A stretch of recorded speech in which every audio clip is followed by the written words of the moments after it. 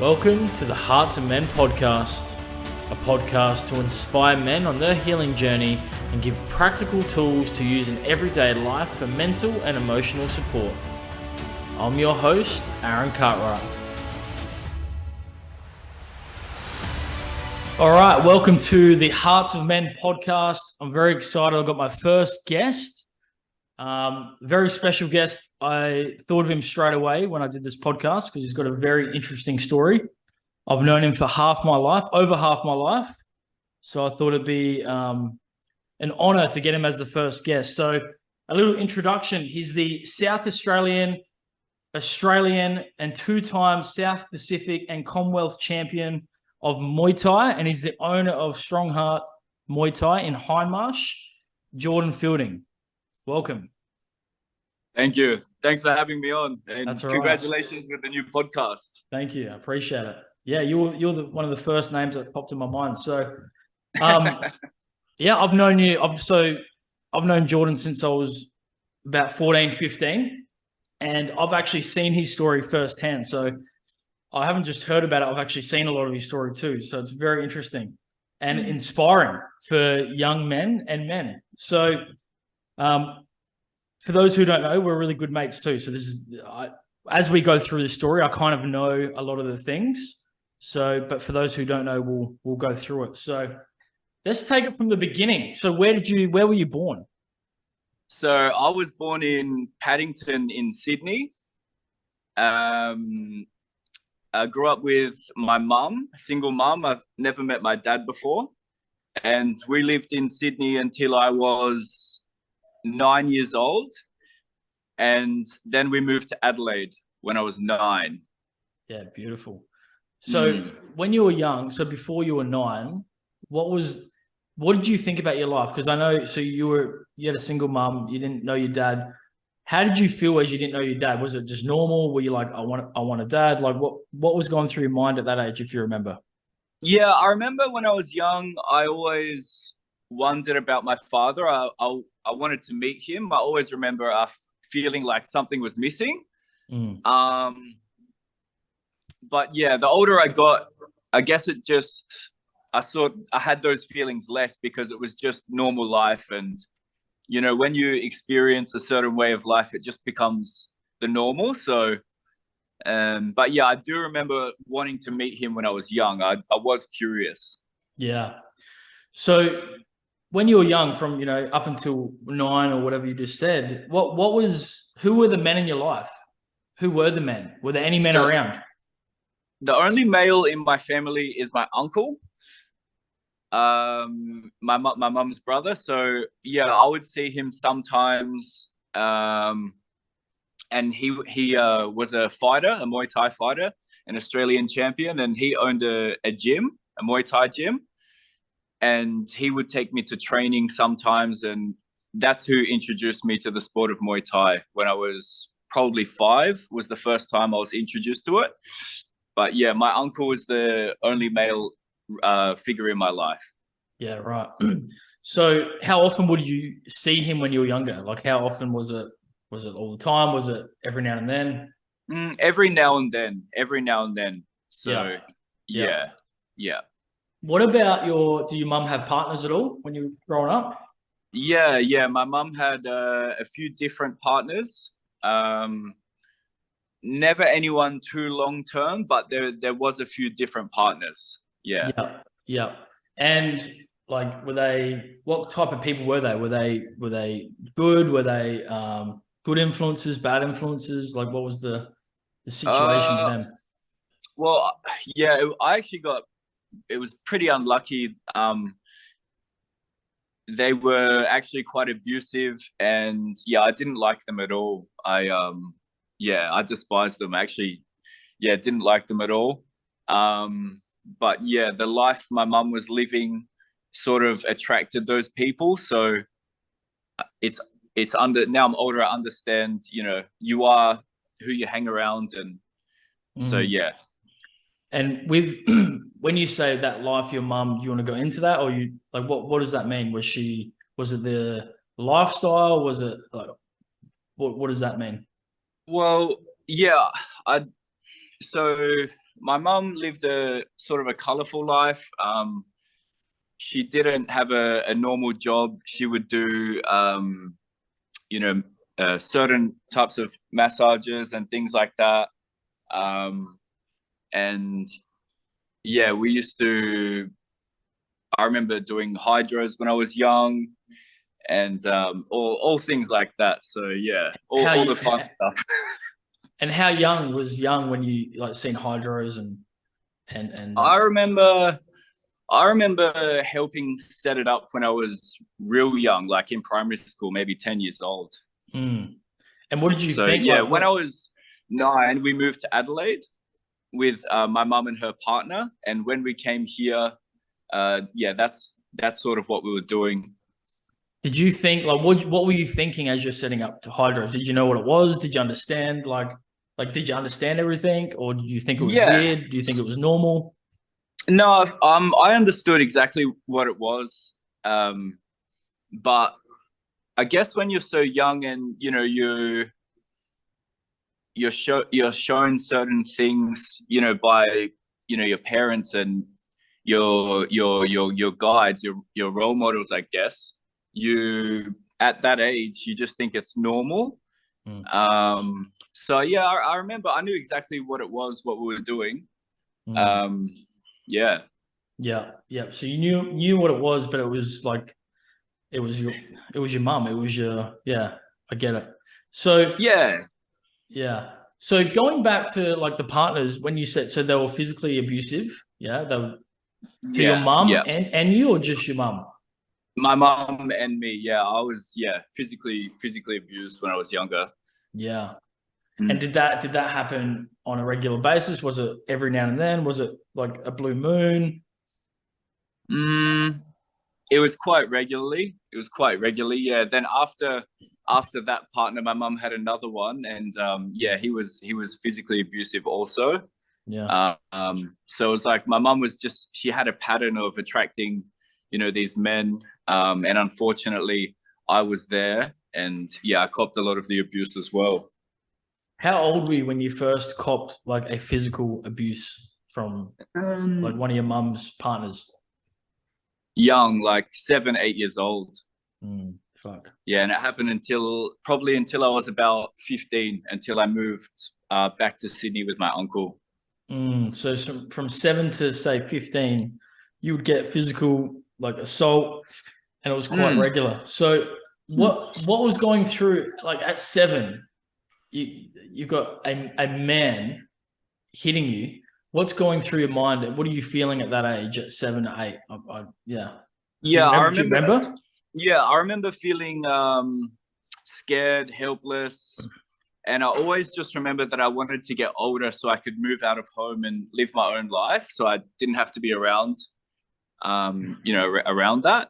Mm, Yeah, so mm, that's what I yeah. remember. I remember always I couldn't wait to go to school, and then after school finished, I just dreaded going home. I didn't want to go home. Yeah. Yeah. Wow. Yeah, that's young to feel that. So Mm. how did that affect like your were you constantly I'm just trying to like put myself in your shoes. Were you constantly worried in the back of your mind, or was it like I'm just trying to figure out is it like a 24/7 thing when you're 7 or 8 years old, you get hit or whatever? Is there like this background, even when you're at school, you've got this background like fuck, like was there like a constant background like anxiety or fear that was there? Or did you somehow shut that out and go, fuck it, I'm at school now? Like Mm. I always felt like I had like a little bit of anxiety, anxious feeling, just knowing that I'd have to go back home and be around those people. But when I was at school, I would try and shut it out. But I always had that feeling that yeah, after school I was going, I had to go back there, and I just dreaded it all the time. So yeah, I would say I always had a bit of an anxious feeling, but I also feel like I became pretty good at being able to block out. I just had to block it out because it was just so frequent and so normal Yeah, that yeah. there wasn't much more I could really do. Yeah, that makes sense. So like Yeah. you learned from a young age, like fuck, because that's too overwhelming. So if you had to always just have this background anxiety, that would have been too overwhelming. You learned really well to block that out. That's pretty common for children that have been through physical stuff. Mm. Yeah. So were you from 7 to 15 when this was going on? Were you in Adelaide or Sydney? So I lived in Sydney with my mum until I was 9. Yeah, Then me, her, and her partner moved to Adelaide. yeah, And then when I was 15, I moved back to Sydney. My uncle took me to Sydney to take me away from my yeah, mum and sort of figured out what was going on in Adelaide. So he took me to Sydney to yeah. yeah, After, yeah, basically to save me and yeah, show me the right way of things. Because by then I was a teenager. I was starting to go off the rails and yeah. myself, because you have no rules and you're shown all these Yeah, yeah, ways of doing things, so it just becomes normal. yeah, yeah, yeah. So my uncle quickly Yeah, we'll definitely get into that. pulled me That's out it. of there. Yeah, Yeah, yeah. So, but just with from 7 to 15, right? So you come back to Adelaide when you were 9, and it was still happening. yeah. You didn't have your uncle in Adelaide when No, this was going on, because the thing is, if you had your uncle, okay, cool, he could have at that age, at least you had a male that could have. But from what I know, you didn't have a male here in Adelaide when this was going on. no, just with my mum. Yeah. Yeah, yeah, yeah. So just for those like listening, just because I was thinking some people might have thought, oh, maybe he had his uncle. Why didn't his uncle step in? His uncle wasn't here. So he actually didn't have anyone. There wasn't a Mm. male to actually step in and help him at that age from 7 to 15. So anyway, so Yeah. so then that was going on. And what about like what were they into? Like what like your those partners, were they like did they work? Were they on drugs? Like what was like what did you see behind No closed work. doors? No work. No work. Nothing legal anyway. Nothing legal. Yeah. Money coming in Yeah. but not I'm legal. sure, I'm sure there was ways to make money, but not. Yeah, nothing legal. And yeah, there was lots of. I was exposed to a lot of things that the average kid. I'm sure actually there's a lot of people that go through it as well. That's why we're sharing this. But yeah, I was exposed to a lot of things that probably a lot of kids, wouldn't have seen. Like, it was very common for me. I remember taking the rubbish out, like walking the rubbish bin to outside, and the bag would just pop. Mm. And I'm like, oh shit, like what happened? And I'm cleaning up the bag and there's just like needles on the floor. The needles had popped the bag. That happened all the time. Yeah, there was always things in my house, police coming to my house, looking, for my mum's partner. And there was a lot of times where I lied to the police because they were looking for him, and I would lie to them to cover Mm. him. And yeah, look, it was a very interesting childhood that I had. Yeah, definitely not the norm, but I actually appreciate it so much now because it made me who I am. I've seen everything.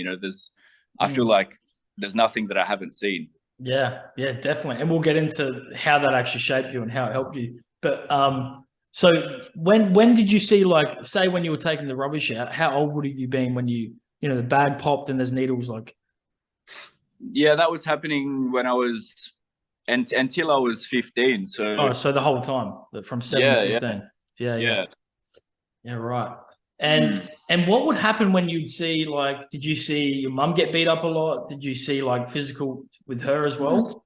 Yeah. Yeah, a lot. Yeah. And what would happen, like, because you would have been tiny, and I remember you even from like high school, you were still pretty small then. Yeah. I'm assuming you would have been fucking pretty tiny in primary school too. So, Yeah. like, how did you feel watching your mum and there's no male that's going to come save. You don't have your uncle; he's in a different state. You didn't have any males. The only male was the one that's actually hurting you and your mum. What was going through your mind when you'd watch your mum, or like, do you remember what it would have felt like and what you were thinking when, like, fuck, your mum is getting hurt and you can't do anything. You're this little boy. Yeah, I remember feeling helpless. Like I wanted to help my mom. I felt helpless. I felt small. I felt weak. I felt like scared. Yeah, I wanted to be bigger so I could protect my mom. Yeah. But at that age as well, I understood that how my mom was. She was exactly like him, but just in a female version. She was just as bad as them and attracting those people. So Mm. yeah, it was just chaos. It was yeah, absolute chaos. Mm. And what was like the youngest? What was your? At what age did you kind of click on that something was a little bit off, like, or maybe not normal, or maybe a little bit full on? What was the age where you're like something's not right here? What was I the first? remember, yeah, I remember when I started going to friends' houses. Yeah. When I started going to friends' houses and meeting their parents and like your parents and Mm. um yeah, going to different people's houses and seeing how they lived and like how the family would, just live, like have dinner and like have no like conversations and like, not like bash each other. Like, Yeah. Yeah. yeah, I Yeah. remember going to my friends' houses and yeah, their mums were so loving to me as well. I was like, oh wow, like that's when I started to really realize that it was very different to all of my other friends' lifestyles. Yeah. So okay. Yeah. You started. So up until then, it was kind of normal, but then you started comparing and going, "Oh fuck that! What they're doing is way different to what we're doing." Yeah, that makes sense. So okay, so Yeah, that's from yeah, 7. That's from 7 to 15. Yeah, we become friends about 14, 15. I remember you as this very happy kid, and but like, how do I word it? Not off the rails, but you were up for anything. You were up for anything.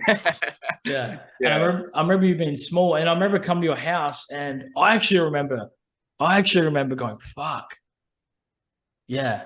I seen it as well. Like every time I'd go there, there was. I just remember you being calm back then, just like you are now, and you know, your mum going off every time, just losing her shit. It was kind of just a normal thing, and I every actually day. remember observing you being just very like you never yelled back. It was just like you kind of. It's like you blocked it out. You're just like this is just normal. It was very chaotic. Even like I haven't seen anything like that up until then. So then, okay, then you go into high school. Yeah, Um, then what happens in high school? What happens as you're getting a bit older now? So you're say 13, year 8. What yeah. happens? So I was in year eight. By then, I sort of started. I realized that yeah, but I didn't like my mom. It sounds hard for people to understand, but unless you've lived a life like that, I love her because she's my mom, but I started, I guess, not respecting my mom, not listening to her because of all the abuse and everything. I was basically just like, fuck this woman, you know what I mean? And I had no rules, no guidelines, so I just did pretty much whatever I wanted when I was in high school. Mm, Um, I was yeah, always like whatever I wanted to do. yeah. And Yeah, so, yeah, go on. I remember like I could go out and like, just not come home on school nights or whatever I wanted. There was just complete freedom, I guess. How did you feel having that freedom?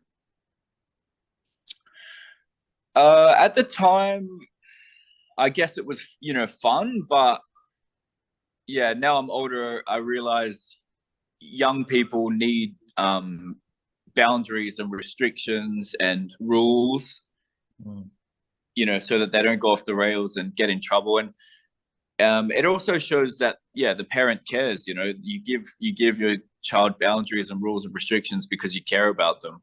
yeah, So it's I think it's pretty normal. yeah, yeah. So, what was life like? Like, did your mom take you to school? Did she drive you to school? Did she like? Like, was she involved at all? Like, what was the go with like the whole school situation? Like, did she?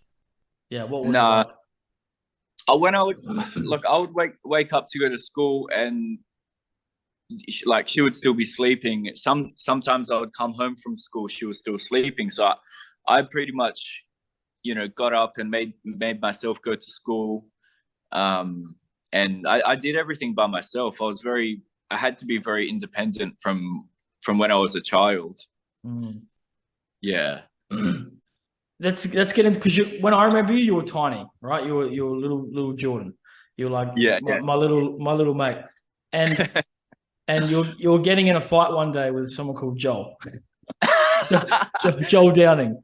yeah, Yeah. I remember that. Yeah. So you're year 9. I think I was year 10, and you were going to have this fight with the same age as you, Joel Downing, and I think I told a lot of people. It was after school. I said I told basically half the school about this fight. So after school, we went to the skate park at Henley, and there's a lot of fucking people, and there's Yeah. there's little Jordan, 14-year-old, and little Joel, both pretty small. And yeah, Jordan had a fight, and he lost. He did lose. How many fights did you get in when you were, high school? And like, tell me about that, like getting into fights and all that. How did that start?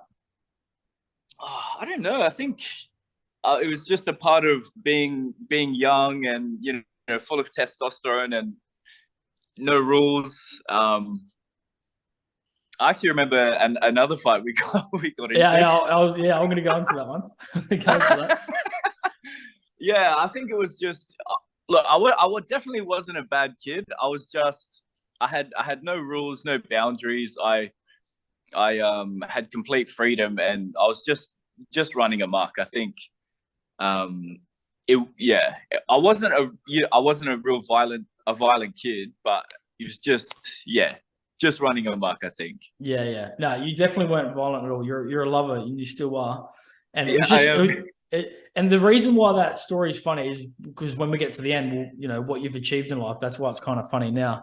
You've been so small and losing a fight to another small guy. You know what I mean? But there was another fight. So we went to a party one night, and I was 15, he was 14, and we're pretty smashed. And then we're walking home at Grange Road, and I just wanted to get the fuck home. I was like, so it was me, Jordan, and another guy called Tyson, and they were the same age. They were 1 year younger than me. And we're walking along the road, and there's this drunk guy on the other side of the road. He would have been at least 30. He was way older than us. He was fucking old, but he was drunk too. So he was like, I don't know. He was like yelling out things to himself. Like he was just drunk probably on his way home from a party too. And anyways, I don't know what happened, but I think Jordan and this guy or something exchanged words. I just kept walking. I just wanted to go home.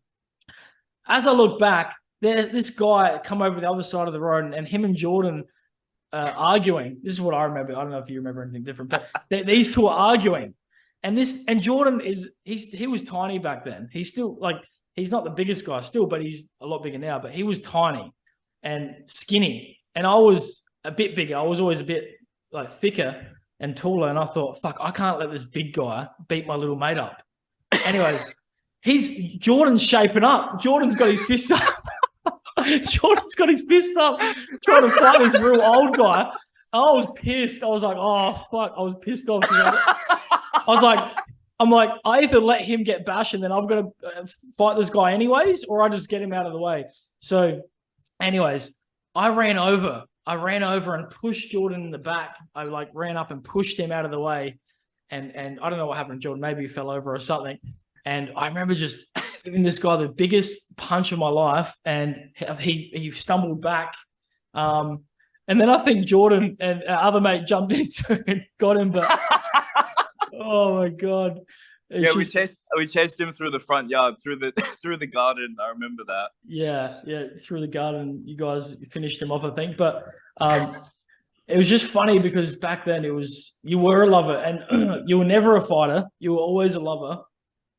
But you were hilarious. Yeah, you had a lot of courage, and I think you still do, right? I think that's one of your things. You're not a fighter, but you got a lot of courage, and probably that's why Strong Heart's a very good name for your gym, because you got a lot of heart. But So after that, right? So you're 14. I think at that age, I'm 15. We're hanging out a lot. And then all of a sudden, out of nowhere, your uncle comes down, yeah? What happens then? Yeah, so my uncle he wanted to see me because he hadn't seen me for a long time. And he drove down to Adelaide to visit, and he was trying to call my mum to come and visit me, and my mum wouldn't answer the phone, and somehow he got in contact with me, and I told him where we lived at Henley on East Terrace, and I gave him the address, and I just remember my mum saying to me, like, Jordan, like, he can't come here, you know, he's not allowed to come here. I think she didn't want him to come and see, you know, what was going on at the house and things like that. But all I thought was, I just want to see my uncle, you know, I didn't think about anything. So I gave him the address, and he came over, and my mom just didn't let him in the house. Like, she told him to fuck off. And then, yeah, after that, we caught up privately, me and my uncle. We went out for dinner. He took me to dinner at Henley Hotel, I remember very clearly. And he was just asking me about life, what was happening. And I think from seeing my mom and the situation at the house and just talking to me, he obviously picked up that something wasn't right. So we met again one more time before he went back to Sydney. And when we met, he handed me a bus ticket. It was a ticket to go to Sydney on the Greyhound bus. And he handed me the ticket, and he said, you need to get on this bus and don't tell your mum, but you need to move to Sydney and come and live with me, because if you stay here, you're going to end up in jail. You're going to end up as a criminal. And he said the option's up to you, but he said, I highly recommend you get on this bus and come and live with me. So that's what I did. I got on the bus. I packed my bag. I don't even know what I had, just probably a couple of shirts. And it was maybe a day or two after. That's it. I got on the bus and I left. And you almost didn't make the bus, yeah? Didn't you almost miss it? Yeah. Yeah. Mm. And then what happened? So, yeah. So, yeah, from then I got on the bus and I went to Sydney, and I lived with my uncle. And my uncle, he owns a Muay Thai gym, Bondi Muay Thai. And he said to me, he put me in school there, an all boys school, because he thought I would behave better going to an all boys school without the distraction of girls. But yeah, so yeah, when I went there, he put me in school, and he said to me, you know, he's like, you don't like school, you don't like anything to do with school, you're not even going to school, you should be a fighter. So that's what I did. He made me train every day. If I wasn't training, I would have to still be in the gym, working on the desk or cleaning or like helping teach classes. And yeah, that's how my career started. Amazing. And how did you feel that you had a male now? And he's a big dude too. He's not just a normal male. This guy is huge too.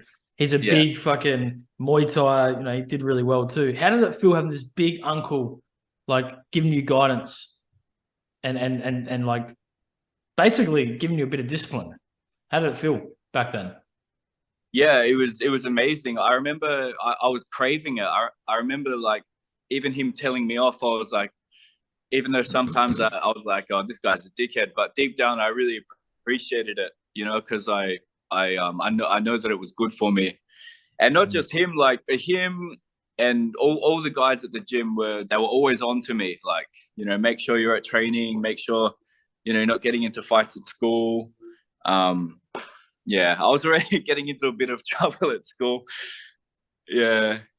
I remember he put me on I can't remember what it was, Centrelink, like youth allowance, because he made me pay rent. Like when I was living with him, I had to pay rent. He's like, "Oh, you're living with me. You know, you're going to be a man. I'm going to teach you how to be a man. So as a man, you pay your bills, you pay rent." Mm. So I got on youth allowance, and it came time to pay rent. And my, my uncle said to me, Jordan, it's rent day. Where's the money? And I'd spent the money on weed. So I'd sourced out weed. I'd bought like an ounce, or I can't remember what I bought, but I bought like bulk weed to start selling it at school, because that's what I was doing in Adelaide. I was like, it was just normal for me. And as soon as I got the money, I was like, fuck. And I just remember I said the dumbest lie to him. I said, because one of my friends who I met there, his dad owned a pizza shop, and I was like, I don't have the money for rent because I was at the pizza shop with Leon, and his dad needed to borrow money to buy pepperoni. Oh, fuck it up. Yeah. So yeah. So how did it feel like? So you go to Sydney, you got your uncle, and not only uncle, you got a whole like gym, Muay Thai gym, full of mainly men, I'm assuming. Yeah. Yeah. And they're all like at you, keeping you disciplined, keeping you like, yeah, you're getting in trouble, but you've still got this like, now you went from zero basically your whole life, male safety and discipline and guidance, and then you've been thrown into like your uncle, the fighters, and whoever, the coach, whoever were there. You've got all this male like role models now.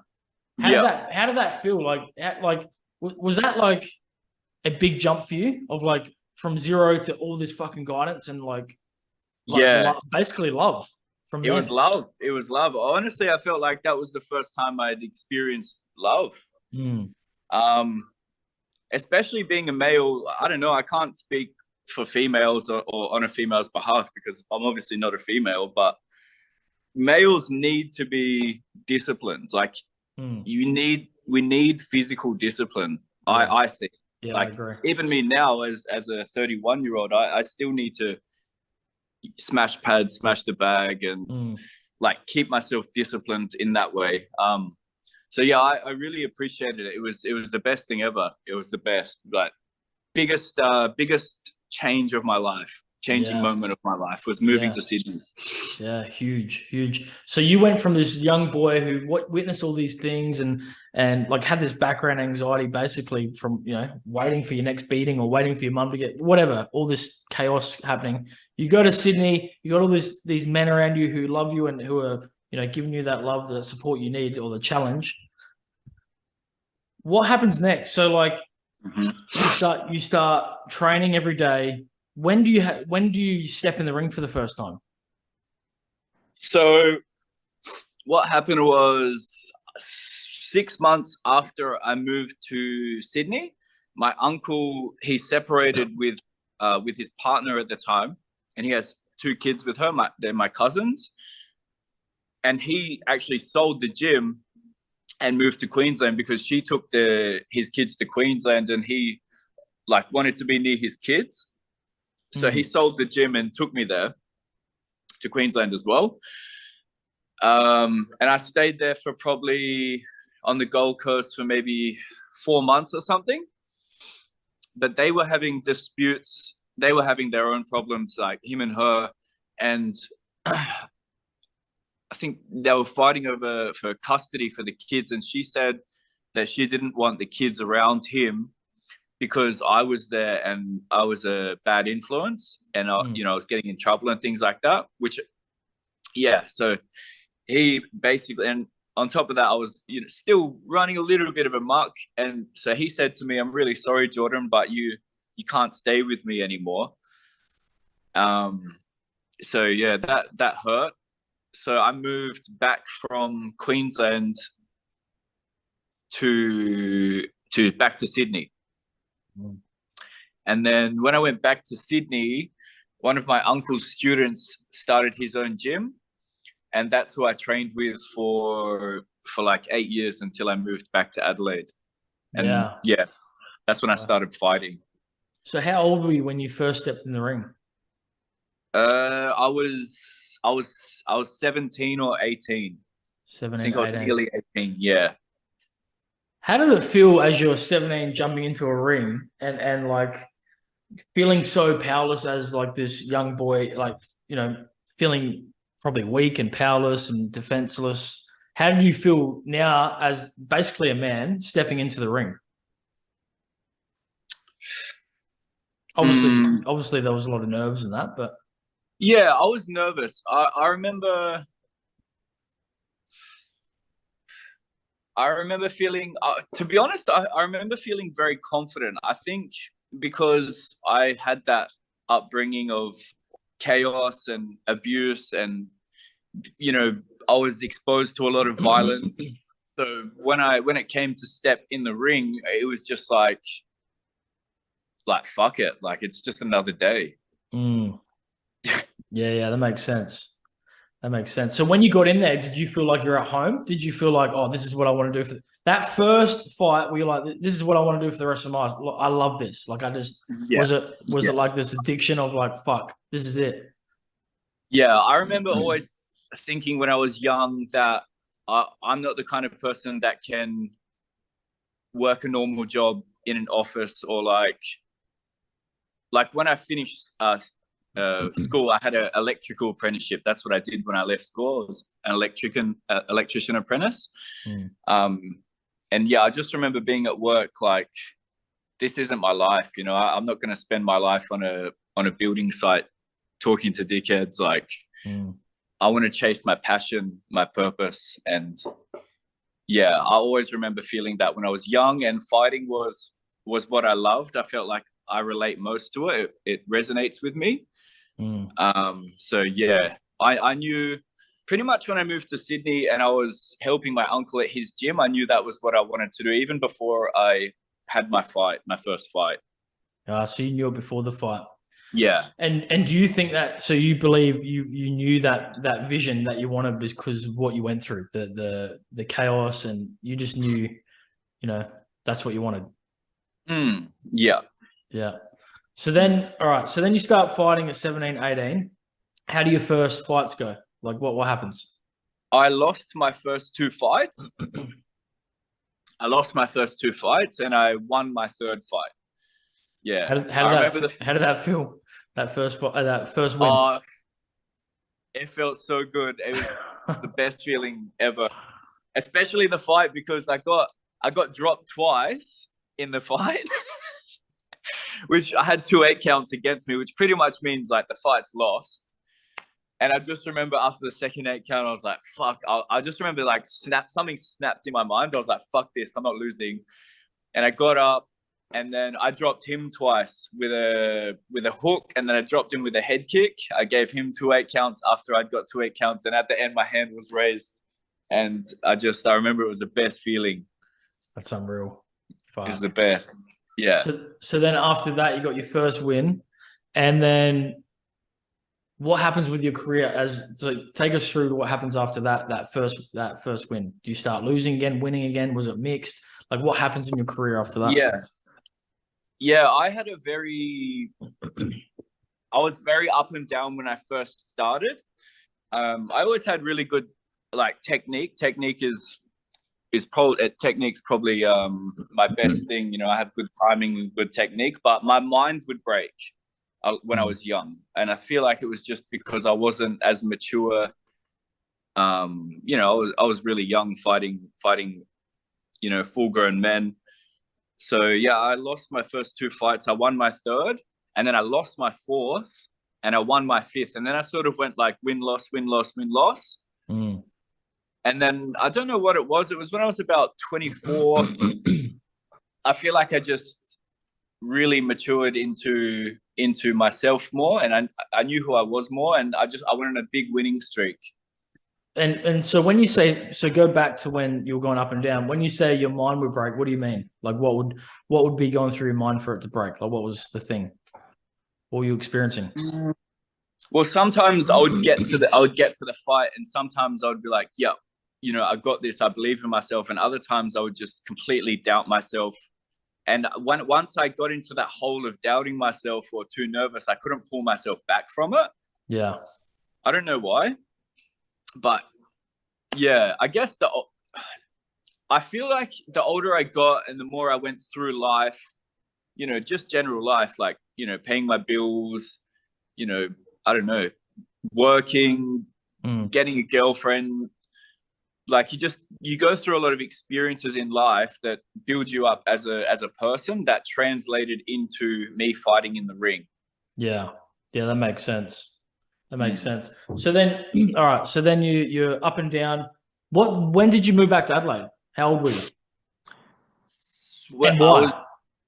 I was 21 years old when I moved back to Adelaide, because I fell in love with a girl who lived in Adelaide and who we went to school with. But for people that don't know, I went to school with her at Henley High, and she came to Sydney for a friend's birthday party, and she called me and said, "I remember you live in Sydney. Do you like mind showing me around?" So I did, and we hit it off and did like a long distance thing for maybe 9 months or something like that. And yeah, I was young and I fell in love, and I made the move back to Adelaide to be with her, and that's how I ended up back in Adelaide. Amazing. And then you got here, and did you have a vision in mind when you got here? Did you always know you were going to open a gym? Did you always know what you wanted to be a champion? Like, what was the vision? Did you have one? Yeah, when I was living in Sydney, I always knew that I was going to open a gym, but in my mind, I wanted to.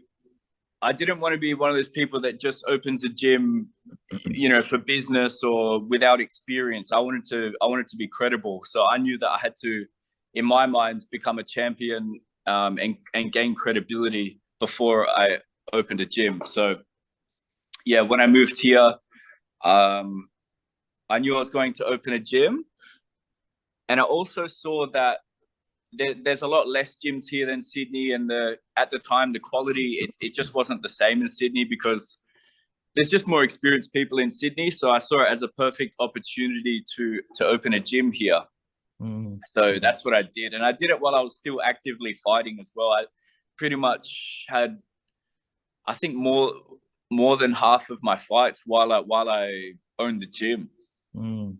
That's amazing. Mm. So, all right, you've got your girlfriend in Adelaide, your early 20s. You didn't open your gym straight away. You started training at different clubs in Adelaide, yeah? Yeah. So what made you shift from, training somewhere else to then opening? Like, what was the big shift? A big thing for me was the connection. I had such a close connection with my trainer, who I consider a family member. Like, even now, he's like my big brother. In Sydney, the one in Sydney? In Sydney, yeah. I trained with him for 8 years, and we were like, well, we still are so close. And when I came here, I sort of struggled to connect with a trainer like that. Mm. Because for me, fighting is such a deep and personal sport, or that you really need to have that connection with your trainer. For me, anyway, some people they might just be able to come in, train and fight. But for me, if I have someone in my corner, I need to really trust them with my life because it's intense. Mm. So yeah, I went to a couple of different gyms, and they were good gyms. But at that stage, I felt like I wanted to just branch out and do my own thing. And that's when I opened my gym, and I started sponsoring my trainers from Thailand to come over here. So they would come here and live with me. They still do now. And one, train me, and two, help run the gym as well. So that's Mm. how I managed my fight career while owning a gym. Yeah, that's amazing. And what happened after you brought your first Thai over? I think it was Han Suk. What happened to Yeah. what happened to your fighting? Because I noticed something. What happened with your fighting and how you started like fighting when you got him? Yeah, well, I always took fighting seriously, but once I started the gym, and I was like, all right, I guess I made that leap where, when you have an idea of something, it's different to when you actually take action and do it. So once I opened the gym, I knew, I was like, all right, this is my life. Like, I fucking have to win these fights. I have to win these belts. You know what I mean? Like, because this is how I'm going to pay my bills. This is how I'm going to eat my food. This is how I'm going to support my family. So I had to step in the ring and put my body on the line. And that's when I think that's when my mind flipped and I just went all in. When I fought, I felt like a savage. Like Mm, yeah. And that's when I yeah. went on the big winning streak. Yeah. Plus having the ties here, the ties that I brought over especially were like seriously good trainers, and I Yeah. had that like real one-on-one time with them. Yeah. Uh, and yeah, that's when my fighting went to the next level. That's amazing. Yeah, and there's a good lesson in that. So, like what you did was you were really smart. You you knew you had to get the best of the best and be trained by them and someone you trusted as well. And that's when it was very noticeable. Like you weren't a bad fighter before; you were good, but you went from good to really, really good. And Hmm. like you surrounded yourself with like the best in the world. Basically, they're amazing trainers. So Literally. yeah. So then you went on a winning streak, and you still didn't have a belt at this moment because behind you've got about 1 million belts. So how did that start? Yeah, when I started the gym, I didn't have any belts, and then but I had fought for two before. I fought for the New South Wales WMC belt before I moved to Adelaide. I lost that, and I fought for a South Australian title when I moved here, and I lost that as well. So I'd lost two title fights before I actually finally won one. And yeah, it was such a good feeling. I remember at the time. Yeah. Yeah. So you won that belt. How old were you when you won the first belt? I was 24 or 25, I think. Yeah. Yeah. And then Yeah. after that, they just kept coming. Like what happened then? You were Yeah. just on a winning streak. After that, I went on a roll. I think maybe 3 years or something. I don't think I lost a fight for, a few years. That's amazing. So Yeah. then you go on this massive winning streak. You start winning these championships, South Australian, Commonwealth, which is huge. Is that one beneath World? Yes. Yeah. Yeah, which is massive. You win all these amazing things. You go on these winning streaks. What happens then? So like, because you start taking on more of you're still from what I've seen, you're still fighting and still running your gym, but I've seen you started becoming more of a mentor to younger Yeah. kids, right? Yeah. When did that start happening? I guess when I started the gym, I was always mentoring people, but when I started the gym, I was only 22. I was still very young myself. But it's really the last few years that my mind and my heart really shifted towards enjoying helping people. I think it just came with age, to be honest. Now I'm older, and kids come in, teenagers come in, or even men come in. It doesn't matter, and they come to me for advice, or I teach them how to train, how to fight, how to live a better life. And I really enjoy doing that because I remember being that person in the gym getting mentored by my older peers. And now I've turned into that person, so I'm passing back what was given to me, and that's my passion now. So Yeah, yeah. that's amazing. How does it feel that you have stepped into that role that you needed the most, or you eventually got, but like, you're mentoring young kids, like 8 years old. Like, imagine having you when you were 8 years old. How does it feel when you've got these? I know because you've got a young champion, you've got young kids that are really good, and they come to you, these real young kids. Now you're the role model. How does that feel? You're this role model, this safety, this guide for these young kids that would have been amazing for you to have at that age. How does that feel? It feels special. I feel like I'm living my purpose. I wake up happy every day, and honestly, I feel blessed. I feel like if I think about it, there's nothing else I would do. I feel like it's the most rewarding thing, fulfilling. It's the most fulfillment that I could get out of life. Yeah. Yeah. And do you think that's because you are that person that you probably needed the most back then, and also from what your your uncle and everyone gave you? It's like your Yeah. yeah. Yeah, for sure, for sure. Yeah. Yeah. So we've spoken about this before, but do you believe, so obviously what you do is Muay Thai and it's unbelievable, but do you think there's actually a deeper purpose to the gym, even beneath the Muay Thai? Can you see the deeper purpose that actually your gym provides? Yes, yeah. Yeah, the older I get, the more mature I'm getting with age, I can see, yeah, that it's beyond a sport, you know, like people come here that reminds me of me when I was young, and they're here to train or, you know, hit the bag or whatever, but you can see the kids that are really here that need guidance, or maybe like a male role model, or a father figure or a brother figure, or something like that, and that's what they're getting here, maybe without even realizing. You know, it's a safe place where you can come and be yourself, express yourself, not only emotionally, if you need to talk you can, but physically as well, which is really important, especially for males. So yeah, yeah, it's the best. Yeah, it's the best, and it's more. It is a Muay Thai gym, but it's actually deeper than that. There's a deeper purpose where it gives people purpose and a safe place to be themselves, to express themselves. It's, to be honest, it's a type of therapy for a lot of people. They don't even realize it. A lot of people in the gym are actually doing therapy by having Yeah, Muay Thai, and you as the guide and all the people at the gym, it's a big therapy fucking place without it being called therapy. yeah, and Did you go on?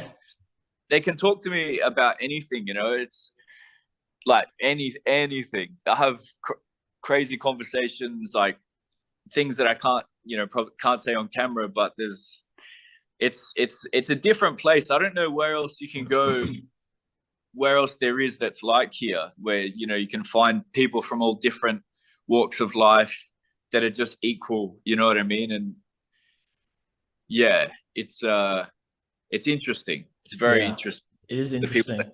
yeah, It's a very safe gym, and it's very egoless. It's not very many egos, and everyone loves it. I've never really heard anyone say anything bad about Strong Heart. Like I've never. It's just a fucking great gym, and I think it is because I believe, and you let me know what you reckon. I reckon it's because what you've been through in life, and who you are as a person. The gym's great. Your credentials are great. You're a great trainer. You got the fucking tie. You got all these. But I think it's what you've been through in life and who you are, which makes the gym so amazing because people feel safe. I think that's thank what it you. is. Yeah, no, that's all right. That's all right. Yeah, yeah, it's we're real people. You know, it's like, yeah, if someone says something to me, I'm not going to judge them. You know, they can tell me anything because I've done everything. You know, so I'm not going to judge anyone. Yeah, yeah, that's right. Yeah. So if you had your 8-year-old little Jordan next to you and he was right here with you right now, what would you say to him? What would be some advice, or like what would you tell him? What's some wisdom that you'd give if you could transport back to that 8-year-old and he's right there with you right now? What would you say to him? I would say to him, and also anyone who's struggling, that you can't you can't see it now, but it's actually a gift. Yeah. Like in life, it's not what happens to you, it's how you react to what happens to you. Yeah. So going through pain, hard times, abuse, whatever it is that's happening in your life,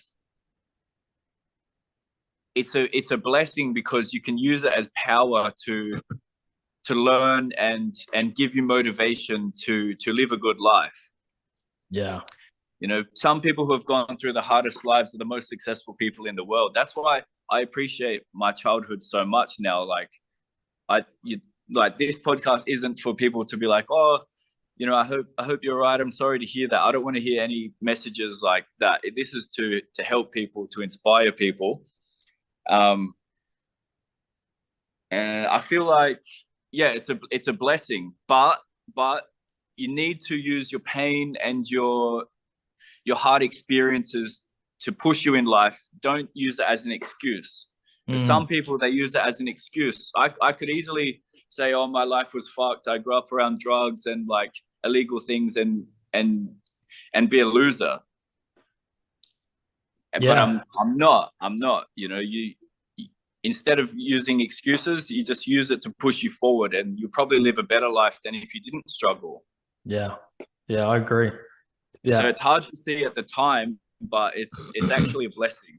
Yeah, that's amazing. It's like when you watch a movie, right? You watch a movie. Who wants to watch a movie where the person didn't go through anything in life? It's boring, right? These stories are only cool when you come out positive on the other end. Yeah, that's why I can share this story now, because I've come out positive on the other side. Yeah. So it's a blessing. You just have to use it to your power. Yeah, that's very good advice. So you tell them, hey, you're going through shit right now, but you can't see it right now. But in the end, this is actually going to give you purpose in life. This is going to give you a mission. This is actually going to give you everything you ever wanted. 100%. Yeah. I don't think I would be as successful as I am, or as strong as I am, or as switched on as I am, or if I didn't go through or seen what I've seen. I love that. It's very true. And the other thing is, it doesn't stop. Yeah. Like pain doesn't stop. I still go through pain, you know. You can get your heart broken, you know, by someone, or something bad can happen with your business, or someone you trust dogs you, or like I've gone through things like this just last year myself. You know, I've been hurt myself, but it doesn't mean you stop. It's just, it makes you stronger. You have to just keep going. Yeah. It's very good advice. And it's true.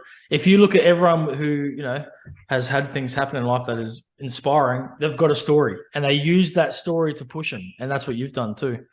I love that advice. You answered my question, because I was going to ask you, how do you feel now towards your mum and all love? Yeah. Cool. All love. I hate no one. All love. When I say this story, I'm not saying it to put anyone down or for hate. This is just I'm just saying the truth. This is the way I grew up, but all love. You have to forgive people. It doesn't mean you need to have them in your life. You know, if someone hurts you or like whatever, just cut them out. That's it. You don't need to hate. Just love, forgive, cut them out, move on with your life. Do you think you can forgive so easy because you've really realized the shit that you went through actually helped you? And if you didn't go through that, you wouldn't be who you are. Did that help you forgive, do you think? And realize that you actually have love for them? I've never thought about that, but yes, probably. Yeah. It's interesting. No, it's good. It's good because the thing is, you could have went either way. Like you said, we know people that went the other way who had similar, maybe not even as fucking serious, maybe, but they went the other way. Yeah, we have good friends that we went to school with that are in jail right now. Yeah. Because they use that as an excuse. Yeah, exactly. And you used it to pursue something and go for something in life instead of crumbling and using drugs and, you know, going out of control. Amazing. Yeah. Is there anything you would say to you kind of said it because you'd say it to your 8-year-old, but is there any message that you would want to leave people with? Like whether that's boys who might be, for some reason, a young boy might be listening who doesn't have a father, doesn't have a male, who maybe is getting physically, sexually, or he's going through something that's fucking not very good, or maybe a man who is early 20s or even his 20s or whatever, who went through shit and is still struggling. What would you say to them? I would say you need to be strong, and you need to find a passion, write down some goals and pursue it. Because I feel like once you do that, you start feeling better. Once you start achieving things, once you start feeling good, once you surround yourself with good people, your life changes. So I would say try and surround yourself with a good group of friends or like what I did, I joined the martial arts. Martial arts is the way that I got through it, with some physical activity. But yeah, I'll just say stay strong. Use it to push you further rather than, you know, sitting around too much, because in the end you have to help yourself. No one's going to come and help you. Fuck, that's true. I love that. That's very true. Cool. Well, thanks for that. We'll leave it there. Appreciate the interview, and yeah, we'll have you on again, I reckon. Yeah, 100%. More stories. More stories. All right.